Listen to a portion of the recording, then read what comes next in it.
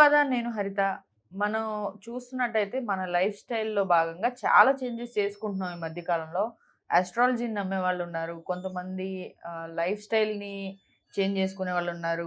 కొంతమంది న్యూమరాలజీని నమ్మేవాళ్ళున్నారు. అయితే న్యూమరాలజీని నమ్మే వాళ్ళకి కొన్ని సందేహాలు ఎప్పటికి ఉంటాయి. కొంతమందేంటంటే ఆస్ట్రాలజీని నమ్ముతూ సడెన్‌గా న్యూమరాలజీలోకి చేంజ్ అవ్వాలనుకునే వాళ్ళు గూడా ఉంటారు. అంటే వాళ్ళకక్కడ కలిసి రాక అండ్ రకరకాలు ట్రై చేస్తూ ఉంటాం గదా! మనకి ఇవాళ ఉన్న సొసైటీలో ఇప్పుడున్న పరిస్థితులను బట్టి అది సరిగ్గా సెట్ అవ్వట్లేదు అనుకున్నప్పుడు మళ్ళీ వెంటనే న్యూమరాలజీకి సెట్ అయిపోవడం మారడం ఇలాంటివి చేస్తుంటాం మనం జనరల్‌గా లైఫ్‌లో. సో, అలాంటి వారి కోసమే ఇప్పుడు న్యూమరాలజీలో కూడా మనం ఒక కొత్త చాప్టర్‌ని పరిచయం చేయబోతున్నాను మన ప్రేక్షకుల కోసం. అయితే న్యూమరాలజీ మీద ఉన్న డౌట్స్ అన్నీ ఇవాళ మనం తెలుసుకునే ప్రయత్నం చేద్దాం. ఇవాళ మనతో పాటు బిట్ల శ్రీనివాస్ గారున్నారు. Skilled numerologist. ఆయనడిగి న్యూమరాలజీ పట్ల మనకున్న డౌట్స్ అన్నీ క్లారిఫై చేసుకునే ప్రయత్నం చేద్దాం. నమస్తే సార్. నమస్కారం అండి. థ్యాంక్ యూ ఫర్ ఇన్వైటింగ్ మీ. హ్మ్. అండ్ ప్రేక్షకులకు అందరికి కూడా వెల్కమ్ చెప్తున్నాం అదాన్ టీవీకి. సో ఈ న్యూమరాలజీ అనేది తప్పకుండా మీ లైఫ్లో ఒక చేంజ్ వస్తుంది. I say that here number a life changer. It's not a game changer. Number is a life changer. Definitely when you believe in it number, definitely you are going to change your lifes. Right sir. అయితే ఇప్పుడు numerology పట్ల మాకున్న doubts ఏంటంటే, అసలు న్యూమరాలజీని ఎందుకు నమ్మాలి? న్యూమరాలజీనే base చేసుకొని అంటే చిన్న చిన్న చేంజెస్ చేస్తే పేరులో అక్షరాలు మారిస్తే ఈ మధ్య కాలంలో ఎక్కువగా వింటున్న పదాలైతే ఇవే. ఆహ్, ఎక్కువ చేంజెస్ చేస్తే ఇప్పుడు నా పేరు ఉంది. హరిత అని ఉంది. ఓ పక్కన ఏ యాడ్ చేసుకోవడమో, లేకపోతే ఇంకో హెచ్ యాడ్ చేసుకోవడమో లాంటివి చేస్తూ ఉన్నారు ఈ మధ్య కాలంలో. ఎందుకు చేస్తున్నారు అలా? అలా చేంజ్ చేసుకోవడం వల్ల నిజంగానే అంత ఇంపాక్ట్ ఉంటుందా?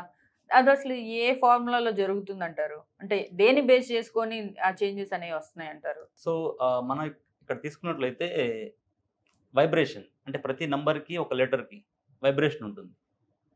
అంటే ఒక ఏ టు జెడ్ వరకు ఎన్నైతే ఉంటాయో అదేవిధంగా 1-9 ఆ 1-9 నంబర్స్ అంటే ఏ-జెడ్ 26 లెటర్స్. కానీ ఈ 1-9 మిగతా 26 లెటర్స్కి కంపాటబిలిటీ అవుతుంది. ఓకే. సో కంపల్సరీగా ఒక్కొక్క నంబర్కి ఒక్కొక్క లెటర్ ఉంటుంది. సో మనకున్నటువంటి డేట్ ఆఫ్ బర్త్లో బేసిక్ నెంబర్ ఉంటుంది, plus the last destiny number ఉంటుంది.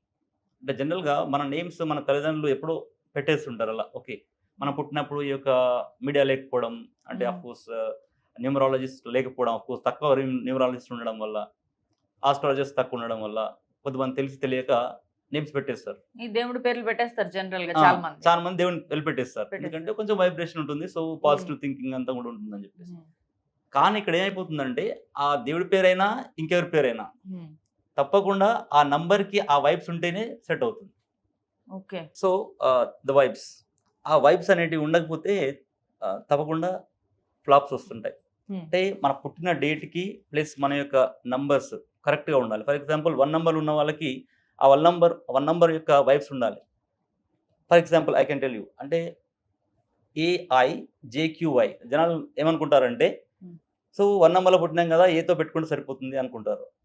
కానీ ఏవైజేక్యూవై ఇవన్నీ కూడా 1 నంబర్ వైబ్రేషన్ కిందకి వస్తాయి.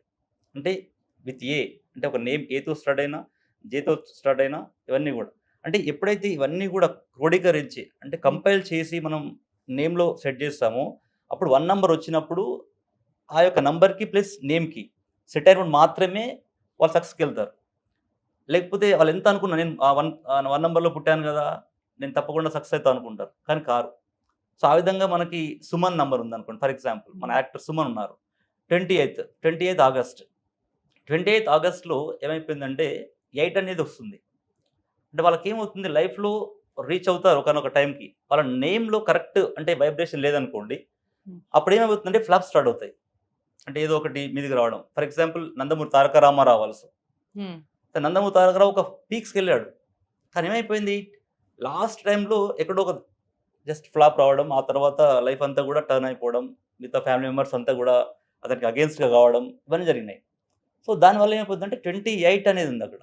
సో 8 నంబర్ అనేది సమ్‌వాట్ అక్కడ నెగెటివ్ వైబ్రేషన్ ఇస్తుంది. 8 ద్వారా గొప్ప వాళ్ళైన వాళ్ళు ఉన్నారు. ఫర్ ఎగ్జాంపుల్ కేసీఆర్ ఉన్నాడు. రీసెంట్‌గా మన 17th రోజు బర్త్‌డే అయింది. అదేవిధంగా నరేంద్ర మోడీ ఉన్నారు. సో రేవంత్ రెడ్డి గారు మన రాష్ట్ర ముఖ్యమంత్రి గారు ఉన్నారు. వీళ్ళందరూ కూడా 8లో ఉన్నారు.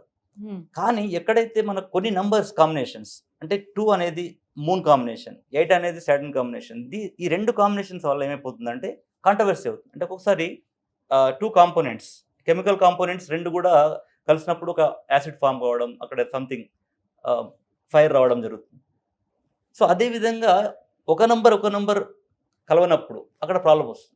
సో, ఆ విధంగా మనకి ఎన్టీ రామారావు లైఫ్‌లో ఎన్ని హైట్స్ చూసినప్పటికీ, అంటే పొలిటికల్‌గా గానీ, అదేవిధంగా సినిమా ఇండస్ట్రీలో గానీ ఎన్ని హైట్స్ చూసినప్పటికీ చివరకు ఫాలో అవుతుంది. అదే విధంగా మనకు సుమన్ గారి విషయంలో కూడా జరిగింది. మంచి యాక్టర్. అంటే అప్పట్లో చిరంజీవి ఆ టైంలో ఇద్దరు కూడా పోటాపోటీగా నటించిన వాళ్ళున్నారు. కానీ ఇతను వెనక్కి పడిపోవడానికి కారణం ఏందంటే ఆ వైబ్ తగ్గిపోయిందక్కడ. హ్మ్. ఆటోమేటిక్‌గా అతని పైన అలిగేషన్స్ రావడం అవన్నీ కూడా జరిగినట్టు మనం చూస్తున్నాం. సో, కాబట్టి మనం ఏందంటే మనం పుట్టినప్పుడే మనం ఎలా అంటే మన తల్లిదండ్రులు ఇప్పుడున్నటువంటి జనరేషన్‌లో వాటిని మార్చినట్లయితే డెఫినిట్‌గా అక్కడ మార్పొస్తుంది. డెఫినిట్‌గా వాళ్ళు సక్సెస్ పాత్‌లో ఉంటారు. అంటే ఎడ్యుకేషన్‌లో గాని ఎక్కడైనా గాని. సో, అంటే ఈ చిన్న చిన్న చేంజెసే పెద్ద ఇంపాక్ట్‌ని పెద్ద క్రియేట్ ఇంపాక్ట్ చేస్తాయన్నమాట. క్రియేట్ చేస్తాయి. రైట్.